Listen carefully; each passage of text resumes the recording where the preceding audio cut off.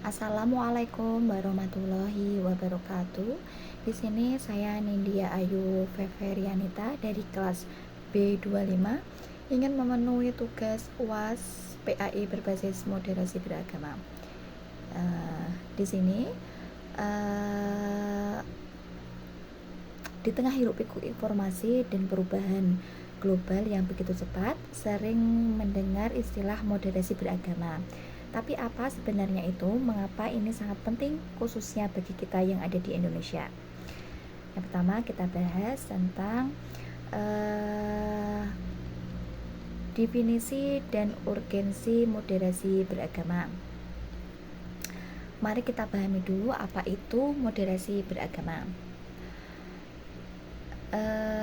Moderasi beragama adalah cara beragama yang seimbang, adil, dan tidak berlebihan, baik dalam praktik maupun pemikiran, yang menjauhkan kita dari ekstremisme, radikalisme, dan juga liberalisme yang kebablasan. Kuncinya ada pada sikap tawasud dan tidak condong ke kanan atau ke kiri. Kemudian mari kita lihat urgensi dari dua perspektif utama. Menurut perspektif Islam, dari kutipan ayat Al-Quran Al-Baqarah ayat 143 dengan terjemahannya, dalam Al-Quran Allah Subhanahu Ta'ala berfirman, dan demikian pula kamu telah menjadikan kamu umat Islam, umat pertengahan atau umat wasoton, agar kamu menjadi saksi atas perubahan manusia dan agar Rasulullah Muhammad menjadi saksi atas perbuatan kamu.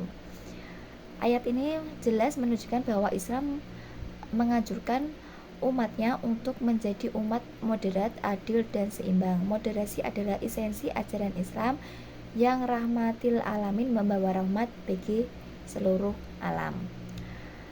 Ini berarti kita harus menjaga keseimbangan antara hubungan vertikal kita dengan Tuhan dan hubungan horizontal kita dengan sesama manusia. Kemudian dari menurut perspektif kebangsaan,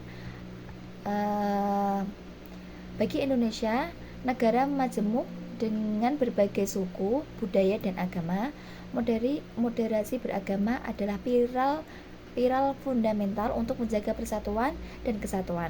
Ia adalah penangkal pemecahan yang diakibatkan oleh fanatisme sempit atau klaim kebenaran tunggal yang intoleran.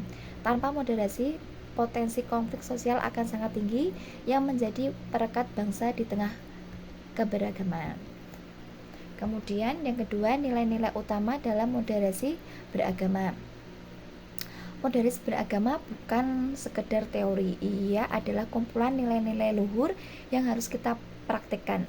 Apa saja nilai-nilai utamanya? Yang pertama yaitu toleransi, yaitu sikap menghargai dan menghormati perbedaan keyakinan, pandangan, dan praktik keagamaan orang lain, tanpa harus mengorbankan keyakinan sendiri. Hidup berdampingan secara damai dan dalam perbedaan. Kemudian anti kekerasan, menolak segala bentuk kekerasan baik fisik maupun verbal atas nama agama. Agama mengajarkan kedamaian, bukan permusuhan. Kemudian komitmen kebangsaan, kesetiaan penuh kepada negara dan konstitusi. Cinta tanah air adalah bagian dari iman. Beragama dan bernegara adalah dua sisi mata uang yang tak terpisahkan dalam konteks Indonesia. Kemudian yang keempat, penghargaan terhadap budaya lokal, mampu memadukan ajaran agama dan kearifan lokal dan budaya bangsa yang positif tanpa mengikis substansi ajaran agama itu sendiri. Agama hadir memperkaya budaya dan memusnahkannya. Selanjutnya, contoh nyata implementasi moderasi beragama. Contohnya apa saja sih? Di lingkungan masyarakat, di banyak desa di Indonesia kita melihat warga Dari berbagai agama saling membantu dalam kerja bakti, menjenguk tetangga yang sakit tanpa memandang latar belakang agamanya. Bahkan itu menjaga keamanan rumah ibadah agama lain saat perayaan besar.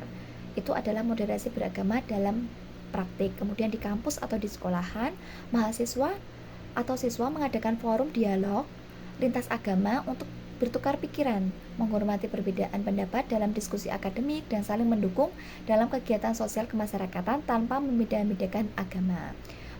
Mereka belajar dari keberagaman. Kemudian di keluarga.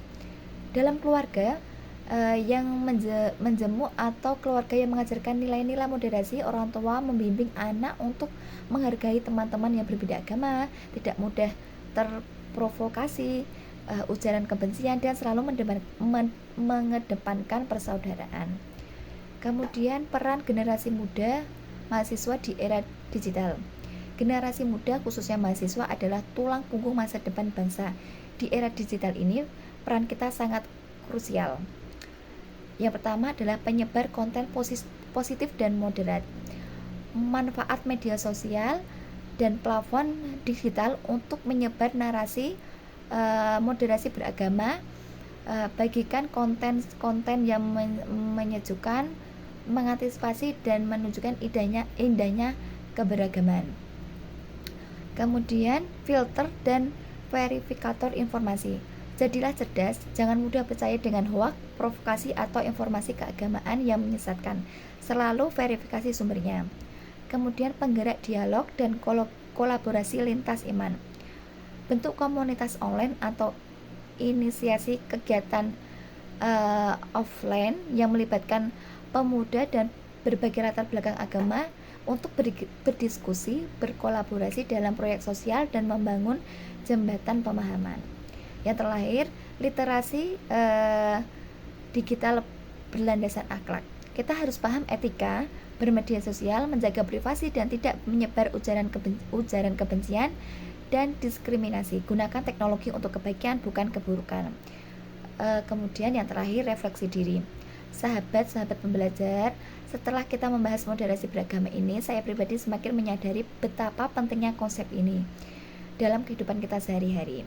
Bagi saya, moderasi beragama bukan hanya tentang teori di buku, melainkan komitmen nyata untuk menjadi pribadi yang lebih baik, mengajarkan saya untuk lebih toleran terhadap perbedaan pandangan, bahwa dalam hal-hal kecil seperti selera makan atau cara pandang terhadap suatu masalah, ia mengingatkan saya untuk tidak mudah terpancing emosi saat melihat perbedaan di media sosial, melainkan berusaha memahami perspektif lain.